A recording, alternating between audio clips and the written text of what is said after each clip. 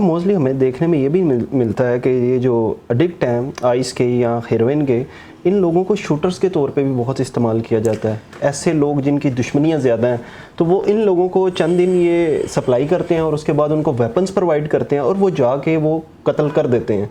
तो इस चीज़ पे मैंने पिछले दिनों में एक इंटरव्यू देखा था सीसीडी के जो इस टाइम आईजी हैं, एडिशनल आईजी हैं, उनके पास चार्ज है सुहेल ज़फ़र चट्टा साहब। तो उन्होंने कहा कि जहाँ पे आइस होगी वहाँ पे वेपन होगा तो कत्ल ज़रूर होगा, उधर जी जराइम ज़रूर होगा। देखिए जी, सुहेल ज़फ़र चट्टा साहब जो हैं वो बड़े प्रोफेशनल ऑफिसर हैं और मैं उनकी तारीफ़ भी करता हूँ और मैं उनको समझता हूँ कि वो बहुत अच्छा काम कर रहे हैं, क्योंकि अपने सब्जेक्ट के ऊपर जिनकी बड़ी स्पेशलाइजेशन हो वो लोग रियासत को भी कुछ देते हैं और बहुत अच्छा देते हैं।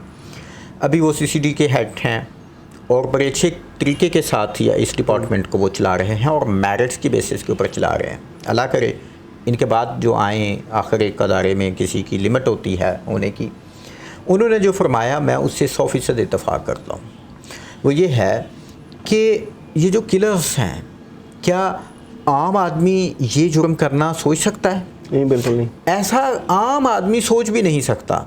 और यहाँ तक कि आम आदमी की किसी के साथ कोई लड़ाई झगड़ा हो जाए तो वो भी इस हद तक नहीं आता कि जान से मार दिया जाए। कोई दुश्मनी हो किसी की, कोई मामला हो तो भी कोई नहीं आता। लोग कहते हैं यार नहीं, शायद उसको होश नहीं है, वो लोग पीछे चले जाते हैं।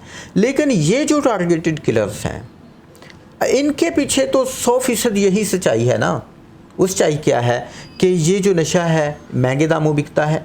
अब वो आना, पैसा कहाँ से आना है? मुफ्त नहीं देता कोई भी, ये कंफर्म बात है कि नशा मुफ्त नहीं देता। नशा कोई मुफ्त बेचता, वो बेचता नहीं है ना, तो मुफ्त देता है ना उधार देता है। वो कहता जी पैसे रखो तो लो, ठीक है जी। अब वो पैसे कहाँ से लाएगा?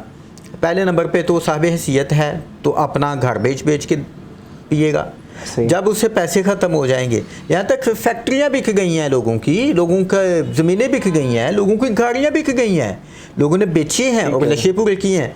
जब तक होगा तो फिर क्या होगा? अल्टीमेटली वो घर के बर्तन बेचेगा। अब जब वो भी ख़त्म हो जाएंगी, माँ का जेवर बेचेगा, फिर वो घर से चोरियाँ करेगा। घर के अंदर से चीज़ें आपकी गायब होना शुरू हो जाएं। अगर आप समझें कि यहाँ पे हमने एक कीमती चीज़ रखी थी तो वो गायब हो गई है, तो समझ लीजिएगा कि घर के अंदर कुछ गलत होना शुरू हो गया है। ठीक है। इसलिए घर के अंदर एक सुई की चोरी को भी आप लाइट ना लेना। ठीक है। और समझ लें कि जब ये सुई चोरी हुई है तो अगली बार कुछ बहुत बड़ा चोरी होने लगा है। फिर क्या होगा? इसके बाद फिर वो बड़ी चोरियाँ करेगा। तो चोरियों से तो नशे पूरे नहीं होते ना, कितनी चोरियाँ हो जाती हैं। फिर क्या होगा? ये एक ज़बरदस्त क्राइम रेट बढ़ाने का जिन्होंने ठेका लिया हुआ है वो फिर ऐसे लोगों को लेंगे। ये सब मजबूर लोग होते हैं। फिर वहाँ पे लिया, फिर रेशो वो जो भी है आपके सामने है। तो मैं ये कहूँगा कि एक जुर्म जो है आगे कई जराइम को जन्म देता है।